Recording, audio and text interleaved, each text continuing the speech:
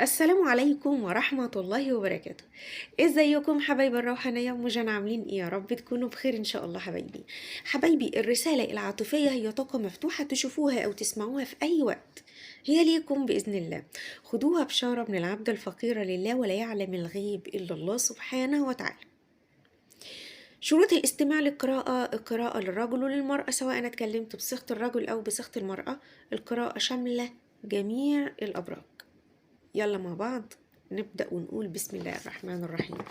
طيب، اللي متابع أم جنى وعارف إن أم جنى بتحب تمشي بطاقتها الروحانية، يعني مرة أسأل الطاروت، مرة أسيب الطاروت هو اللي يحط الطاقة ونشوف. طيب أنا دلوقتي كده بطاقتي الروحانية حابة إن الطاروت هو اللي يطلع لنا كده من نفسه القراءة، يعني هو اللي هيقول لنا دي طاقتك ولا طاقة الحبيب ولا طاقة الطرف الثالث. هو كده اللي يقول لنا ونعرف. بسم الله. طيب أهو طلع لنا بطاقتين اهو. شوفوا حبايب قلبي، انتوا بالنسبة لكم الحبيب ده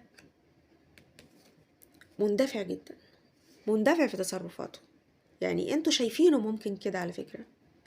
طيب هو كمان بقى شايفكم كده، يعني انتوا شايفينه كده وهو برضه شايفكم بنفس السيستم. الحبيب شايف ان هو مش قادر يحدد اذا كان هو اندفع في العلاقة ولا لا، بس اللي اقدر اقوله لك ان هو مش قادر يتخطاك. هو مش قادر يتخطاك على فكرة، ويمكن يكون بيتكلم مع حد عنك، ممكن يكون بيتكلم مع 2 من اصدقائه او 2 من معارفه. بس انا شايفة ان الشخص ده حبايبي في طاقة بتربطك بيه قوية. الشخص ده بيقول حاجة غريبة قوي، بيقول انا منغرس في العلاقة دي، يعني هو مش قادر انه يبعد. طيب هو بعيد دلوقتي، هو بعيد، بس مش قادر يبعد بمشاعره، مش قادر يبعد بقلبه. الشخص ده تحس ان هو جواه كلام كتير قوي، مش قادر يحدد هو عايز ايه على فكرة في الفترة دي. يعني هو بصوا، هو هنا زي ما هو مش عارف يتحرك، مش قادر ياخد قرار في العلاقة، مش قادر. الشخص ده زي ما يكون جواه مخاوف من العلاقات نفسها، فاهمني؟ هو حاسس انه عايزك، حاسس انه مش قادر يعيش من غيرك. هو بيقول كده، بيقول انا فعلا حبيته، بس برضو بيقول حاجة تانية، بيقول ان هو واجه كتير قوي إيه، تجارب علاقات سابقة، والعلاقات دي باءت بالفشل بالنسبة له، او كانت خيبة امل بالنسبة له.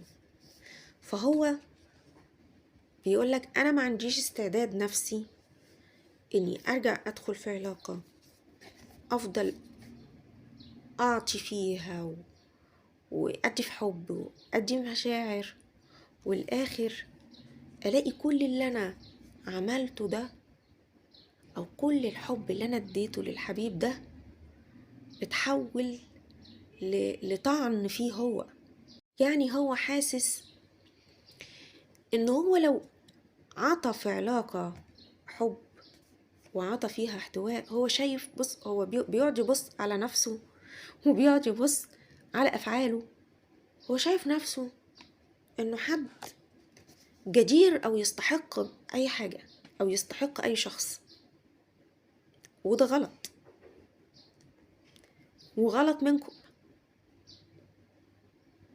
شوفوا، على قد ما الشخص ده عنده ثقة في نفسه، الشخص ده بيقولك انا جدير، انا استحق، هو حد مغرور في نفسه قوي. على قدر ده، على قدر ما انتوا الشخص ده شايلكوا اعباء العلاقة، شايلكوا حملها، من الاخر كده شايلكوا الهم في العلاقة، زهقكوا. كان هو اللي بيؤمر، هو اللي بينهي، هو اللي يقولك اعمل ايه ما تعملش ايه. انت حاولت كتير قوي ترضيه، حاولت، ويمكن انت بذلت مجهود كبير قوي، ويمكن انت تعبت نفسيا وارهقت نفسيا، وقعدت تقول لنفسك انا ازاي هفضل كده في العلاقة دي؟ ليه امتى؟ لامتى هفضل كده؟ والشخص ده اقدر اقول لكم انه سبب لكم تروما من العلاقات، سبب لكم صدمة كبيرة. يمكن هو كان عنده صدمات من الماضي. انتوا تعرفوا انه هو يقدر يتحرر من العلاقة دي اسرع منك، هو يقدر في التحرر يكون اسرع منك. تتخيلوا بقى؟ هو شايف كده. وعلى فكرة هي دي طاقته. يعني الشخص ده هو ايوه لما بيبص على انه ازاي يتحرر بيبقى الموضوع صعب عليه، بس انتوا هنا اصلا ما بتبصوش ازاي تتحرروا، لكن هو بيبص بيشوف نفسه ازاي اقدر اتحرك، او ازاي اعرف اتحرك، او بيحاول بيعافر. لكن انتوا مش راضيين تفكروا ازاي تخرجوا من العلاقة دي. لا، انتوا بتفكروا هو ليه حصل كده، هو ليه بيعمل كده، طب اتصرف ازاي، هو عامل ايه بقى. شفتوا الحرامي لما يسرق سرقته ويهرب؟ واخدين بالكم؟ هو عامل كده، هو هرب، بس القناع اللي كان لابسه وقع من على وجهه واتكشف. ويمكن انتوا اتضايقتوا قوي ان الموضوع ده حصل. يمكن البعض منكم هنا بيقول انه ما كانش حابب ان الشخص ده يعني يوصلك لدرجة ان انت تكشفه. انتوا ما كنتوش حابين كده على فكرة، انتوا كنتوا عايزين تعيشوا موهومين. فاهميني؟ كان عندكم وكان عندكم من باب اولى ان الشخص ده يعيشكم في الوهم افضل. انتوا كنتوا بتقولوا ده، بتقولوا يا ريته كان عيشنا في الوهم. واللي يغيظك اكتر هنا بقى في العلاقة ان الشخص ده عارف ان هو مشى وسابك، وانت ليك حق عنده. هو عارف كده، لانه هنا وهو بيهرب منك، هو عارف انه اخد منك حاجة غالية قوي. ممكن يكون اخد منك قلبك، اخد منك مال، مشاعر، بس هو فاهم وعارف. طيب، وقت ما اتعصبتوا على بعض او انفعلتوا على بعض، على فكرة للبعض منكم هنا العلاقة دي كان في حسد شديد قوي، وللبعض الآخر لأن طبعا دي قراءة عامة فبتأخذ من القراءة ما ينطبق عليك وتترك ما لا ينطبق عليك لغيرك. فاهمني؟ يعني ممكن القراءة كلها تبقى ليك، وممكن حتة منها أولها آخرها نصها، وممكن كلها يعني. فأنت بتلاقي نفسك حاجة لمست قلبك كده، تقول إيه أم جانا تقصدني أنا في الحتة دي، فدي تبقى قراءتك. أنا قلت لكم هنا حبايب قلبي إن في حد، أو وقت ما انتوا اتعصبتوا على بعض، لو كنتوا فعلا اتعصبتوا على بعض، أو لما كنتوا بتتعصبوا على بعض، كان في حسد. والحسد ده ممكن يكون كان جاي من حد قريب منك، أو انت كنت بتحكي له، أو هو كان بيحكي له عن العلاقة، بس كنتوا بتحكوا له على الحلو. أيوة، كنتوا بتحكوا له برضو على مشاكل، بس كنتوا بتحكوا له كمان على الحلو، على إنكم بتحبوا الحبيب قوي، على إنكم أخيرا لقيتوه والكلام ده كله. فحد كان باصص في العلاقة، أو حد كان مستخسره فيك. فاهميني يا حبايبي؟ يعني انتوا حد كان بيبص عليكم من بعيد بس كان مستخسره فيك. وفي نفس الوقت هنا برضو الطاقة التانية بقى للأشخاص التانية، إن حد كان بيبص عليكم من بعيد وانتوا ما كنتوش بتحكوا له، وكان غيران جدا من العلاقة دي.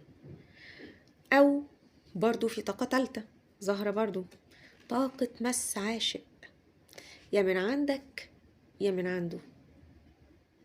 يا إما حد كان بيبص، كان مثلا يا حبايب قلبي ممسوس، وهو غالبا يعني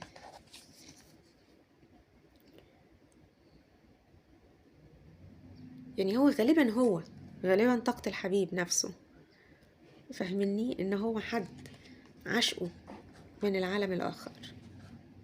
ولو انتوا هتقولي طب احنا نعرف ازاي، هتلاقي بتظهر عليه علامات. يعني فجأة تلاقيه نفر منك بدون مقدمات، فجأة يقولك انا معرفش ليه بحس ان انا بشوفك حد كده، حد شكلك مش حلو، يقولك فجأة كده. ممكن يشم رائحة مش حلوة، فاهمة؟ حتى لو بيكلمك في التليفون تلاقيه هو يقولك انا بحس ان في نار والعياذ بالله بتقيد. فده برضو من ضمن الحاجات اللي تبينلك ان في هنا طاقة مس.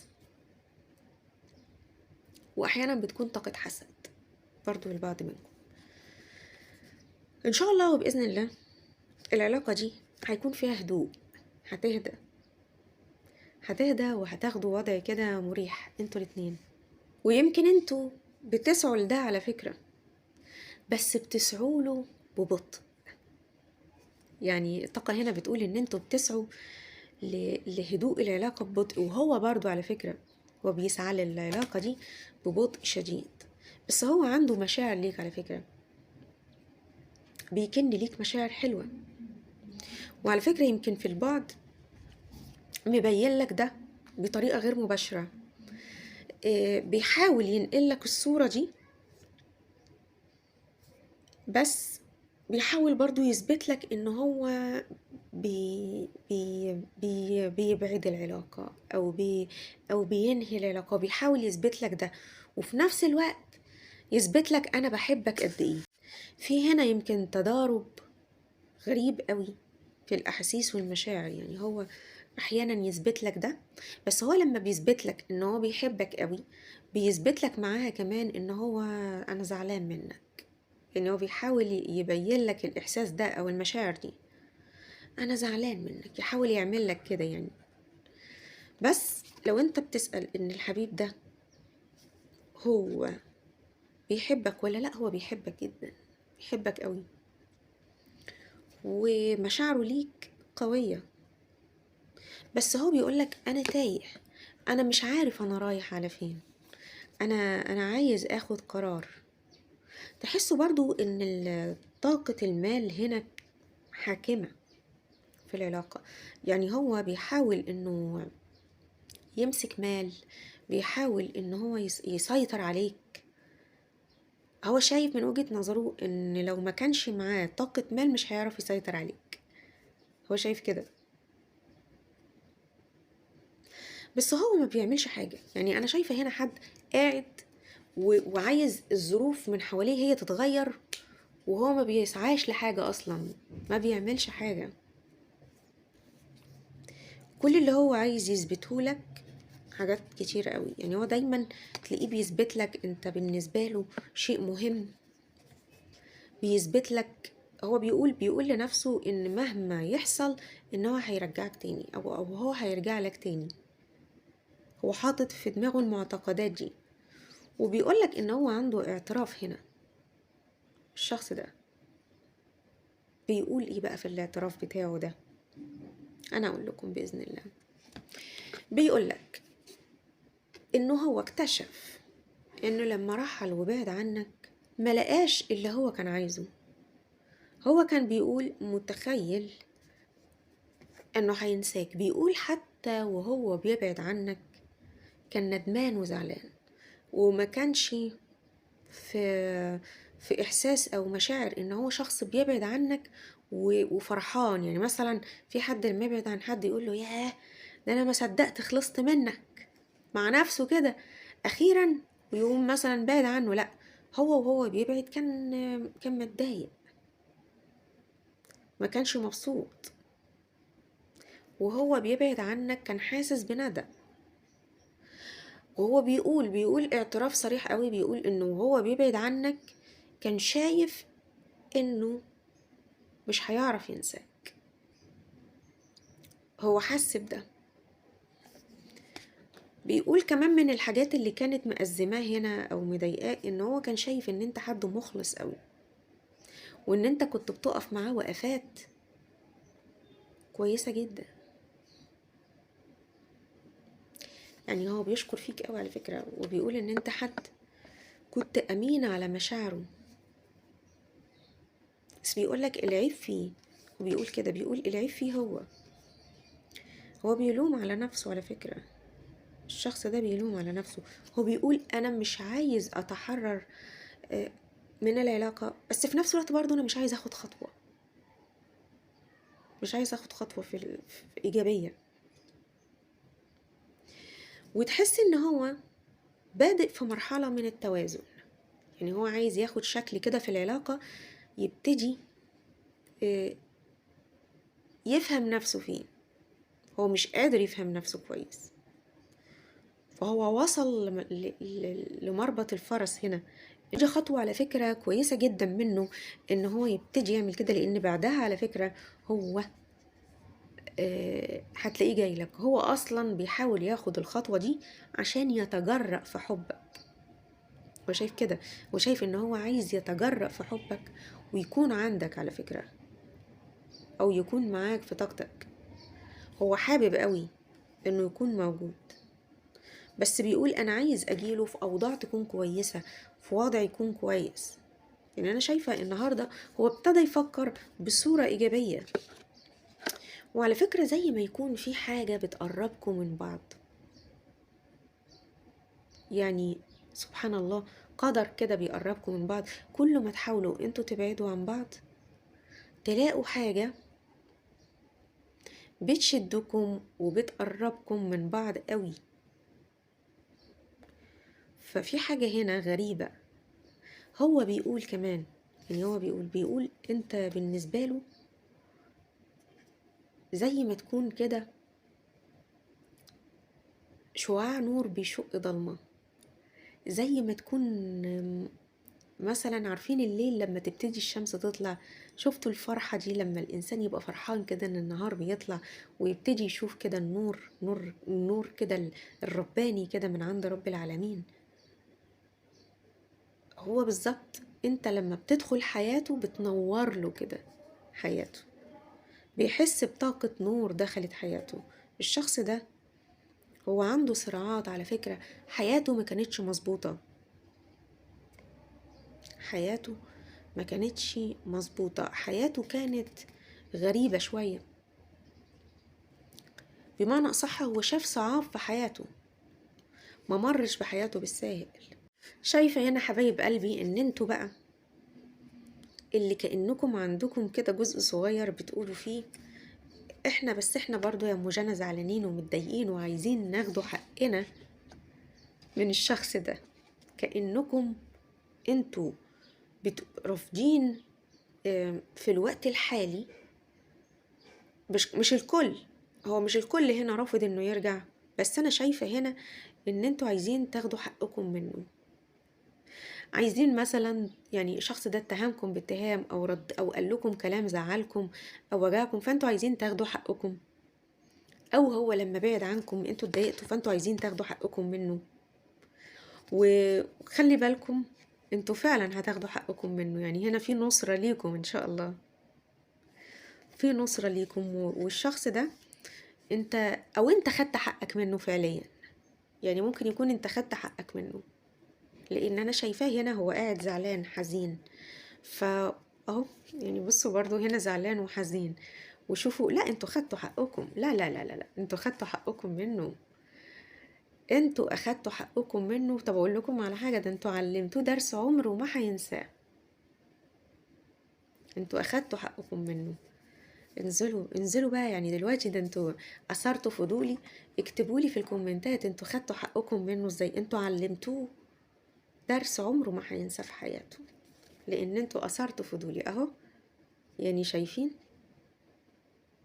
انتوا تعمدتوا تاخدوا حقكم، يعني انتوا عايزين تاخدوا حقكم هنا البعض منكم، وبعد كده ممكن تكونوا يعني الشخص ده رجع لك وانت اللي سبته، او انت ناوي مثلا لو هو يرجع لك انت تسيبه، لكن هو ندم، او ممكن تخلوه يندم بقى في يوم من الايام. دونة هنا كمان يا حبايب قلبي جميع الطاقات بامر الله. فتعالوا نشوف كده، ناخده طاقة كده ليكم، نشوف كده الحبيب عايز يقول لك ايه برضو من ضمن الطاقات. ناخده مثلا كده اهو، عشان برضو مثلا كده بيقول لك ايه، بيقول لك كنت بمثل في اول علاقتي بيك. هو معترف. هو معترف. طب ناخده، هو بيعترف. طيب تعالى نشوف كده برضو عايز يقول لك ايه تاني. تعالى ناخدها من الاول كده، شوف عايز يقول لك ايه تاني. بسم الله. مثلا برضو كده، بس عشان انا مش شايفه هو كاتب ايه. بيقول لك الطرف الثالث لعبت في دماغي. طيب اخر بقى، اخر طاقه هنا بيقول لك ايه تاني برضو. بيقول لك انا لسه متلخبط.